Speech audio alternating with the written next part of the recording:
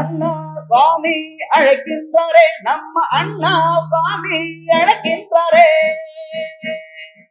மாயன் மயம் ஆன்மீக சகோதர சகோதரிக்கெல்லாம் என்னுடைய அன்பான பணிவான ஆசீர்வாதத்தை தெரிவித்துக் கொள்கிறேன். மாயன் மயம் உங்கள் நலன் பொருட்டே இறையருளாலும் குருவர்களாலும் நவ கிரகங்களினுடைய பயிற்சியை சொல்லி வருகிறேன். அந்த வகையில பாத்தீங்கன்னா சமீபத்துலதான் குரு பயிற்சியையும் சனி பயிற்சியையும் சந்தித்தோம். இந்த வருட இறுதியில ராகுகேது பயிற்சி. இப்படி 3 பயிற்சிகள் ஆனாலும் கூட வாழ்க்கையில எந்த விதமான ஒரு நல்ல மாற்றம் தொழில வாழ்க்கையில அடையவில்லையே என்ற ஒரு ஏக்கம் இருக்கத்தானே செய்யும். அந்த நிலையை மாற்றுகின்ற ஒரு அற்புதமான பயிற்சி தான் செவ்வாய். குறுகிய கால பயிற்சியாக இருந்தாலும் கூட கிட்டத்தட்ட ஒரு 45 நாட்களுக்குரிய பயிற்சியாக இருந்தாலும் கூட அதே செவ்வாய் மேஷத்திலிருந்து ரிஷபம் மாறுகின்ற அற்புதமான ஒரு காலகட்டம். நல்ல ஒரு மாற்றத்தை தரக்கூடிய காலமாக அமையுமா என்பதை இப்ப நம்ம சோழி பிரசனத்துல பார்க்க போறோம். மீனத்தை பொறுத்த வரைக்கும் ஜென்ம சனியாக இருந்தாலும் கவலையே பட வேண்டாம். குருவினுடைய பார்வை பெற்ற ஒரு காலம் பார்ப்போம்.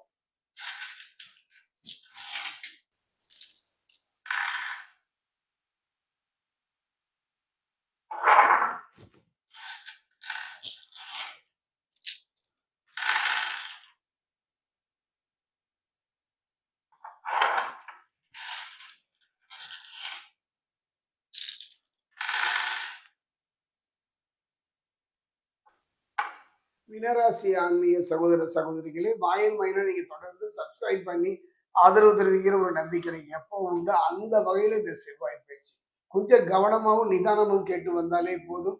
அதாவது நல்ல காரியங்கள் வாழ்க்கையில பாத்தீங்கன்னா குடும்ப சம்பந்தமான குடும்பத்துல தடைபட்டு போன திருமணம் சுபகாரியம் நடப்புகின்ற ஒரு அற்புதமான ஒரு காலகட்டம். அதுதான் சொன்னேன். நற்காரிய முயற்சியில வெற்றி பெறுவீர்கள். தொழில நல்ல ஒரு மாற்றத்தை பெறுவீர்கள். போராடிய உங்கள் வாழ்க்கைக்கு அந்த போராட்டத்துக்கான ஒரு தீர்வு கிடைக்கின்ற ஒரு காலமாகத்தான் அமையும். ஜென்ம சனியாக இருக்கிறதே என்று கவலைப்பட வேண்டாம். சனி பகவானை பொறுத்தவரைக்கும் தவறான எண்ணம் தவறான நடவடிக்கை உள்ளவர்கள் மட்டும்தானே பாதிப்பார். மீனராசியை பொறுத்தவரைக்கும் கவலைப்பட வேண்டாம். குருவின் இடமாக இருந்தாலும் கூட தன் ராசியை தானே பார்க்கின்ற ஒரு அற்புதமான ஒரு யோக நிலை மீனராசி. ஒரு நல்ல வாய்ப்பு, ஒரு நல்ல சந்தர்ப்பம். நிதானமாக இருந்தாலும் கூட கொஞ்சம் காலதாமதம் இருந்தாலும் கூட வெற்றியை எளிதில் கைப்பற்றி விடுவீர்கள். ஜென்மராசியில சனி விரயத்தில யோகதாரகன்றாக குரு ராசியை பார்ப்பது நல்ல ஒரு கிரக நிலையாகும், நல்ல ஒரு யோக நிலையாகும், நற்பலனை தரக்கூடிய ஒரு நிலையாகும். குடும்ப பிரச்சனைகள் எல்லாம் படிப்படியாக தீர்வதால் மனதில் அமைதி பிறக்கும், வீண் செலவுகள் குறையும். அதே நேரம் வீண் வாக்குவாதங்கள் வந்து போகும். கவலைப்பட வேண்டாம். தானுண்டு தன் வேலையுண்டு இன்று இருப்பதே சிறப்பு. பகை உணர்ச்சி படிப்படியாக குறைந்து முயற்சிகள் ஏற்பட்டு வந்த தடங்கல்கள் விலகிவிடும், தடையும் விலகிவிடும். உங்களுடைய கனவுகள்ல ஒன்று நிறைவேறுகின்ற ஒரு அருமையான சந்தர்ப்பம். ஒரு சின்ன வீடாவது சொந்தமா இருக்காதா? கட்டிய வீட்டுல நிம்மதி இல்லையே என்று கலங்கியவர்களுக்கெல்லாம் ஒரு நல்ல மாற்றத்தை தரும். இட சம்பந்தமான நில சம்பந்தமான பிரச்சனைகளுக்கு ஒரு தீர்வு தரும்.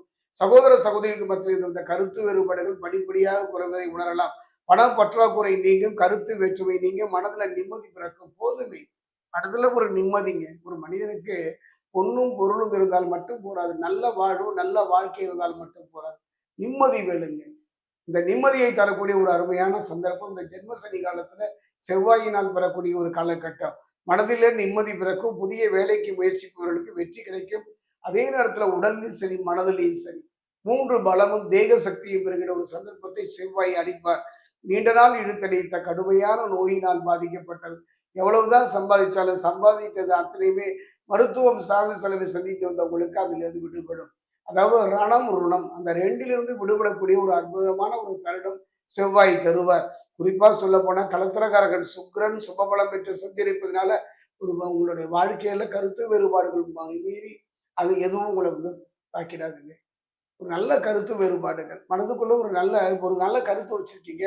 அந்த கருத்து செயல்படணும்ல, அந்த கருத்து பார்த்தீங்கன்னா அந்த அங்கீகரிக்கப்படணும்னா அந்த நிலை ஏற்படும். கவலையே பட வேண்டாம். உங்களை ஒரு பொருட்டாக மதிக்காதவர்கள் கூட உங்களை நெருங்கி வருவார்கள். உறவினர்கள் மத்தியில ஒரு செல்வாக்கும் பெருமையும் பெறும் அற்புதமான காலம் என்றுதான் சொல்லுவேன். என்ன சாமி, ஜென்ம சனி காலம். இப்ப போய் இத்தனை நண்பர்களை அடுக்கடுக்காக சொன்னீங்கன்னா ஒன்னே ஒண்ணுதான்.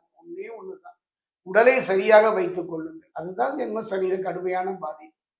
கவனமா இருந்தா போதும். அதே நேரத்துல பார்த்தீங்கன்னா செவ்வாய் இந்த 45 நாட்கள் இந்த கடந்த கால கசப்புகள் மறந்து எதிர்காலத்துல பயம் இல்லாம இந்த செவ்வாய் 45 நாட்கள்ல தன்னம்பிக்கையும் தைரியமும் வரும். அது தொழிலில் வெளிப்படும். ஒரு குடும்ப வாழ்க்கையில் இருந்த அந்த குழப்பங்களும் பிரச்சனைகளும் தீர்வு கிடைக்கும். குறிப்பா சொல்ல போனோம்னா செவ்வாயின் ஆதிக்கத்தை சுபபலம் இருக்கின்றார்கள். இந்த செவ்வாயினுடைய ஆதிக்கத்துல இன்னொருத்தர் இருக்காருங்க. அதுதான் ஆத்மகாரகன் பிதுர்காரகன் என்று சொல்லக்கூடிய சூரியன் செவ்வாயின் ஆதிக்கத்தில் சுபபலம் பெற்று வலம் வருவதனால கிரக நிலைகளும் சுபபலம் பெற்றுள்ளதுனால ஒரு யோக காலம் நற்காலம். கவனமாக நிதானமாக பொறுமையாக இருந்து விட்டாலே போதும் நல்ல மாற்றங்களை பெறுகின்ற காலம். மீனராசி ஜென்ம சனி ஒரே ஒரு முறை நான் அடிக்கடி சொல்வதை போல திருத்தணி பாதசனீஸ்வரர் ஆலயம் சென்று அங்க இருக்கின்ற சனி பகவானை மனம் முருக பிரார்த்தனை பண்ணுங்க. அதே நேரத்தில் அங்குதான் பிரகஸ்பதிக்கும் கோவில் இருக்கின்றது. குரு பகவான் பாதம் படுவீர்களானால் அற்புதமான ஒரு யோக பலைத்தெல்லாம் முடிஞ்சா எந்த நிலை வந்தாலும் எவ்வளவு தூரத்துல இருந்தாலும் குலதெய்வம் ஆலயம் சென்று ஒரு அகல் விளக்குல தீபம் ஏற்றி வழிபடுவீர்களானால் நல்ல மாற்றங்களை படிப்படியாக பெறுவதை உணரலாம்.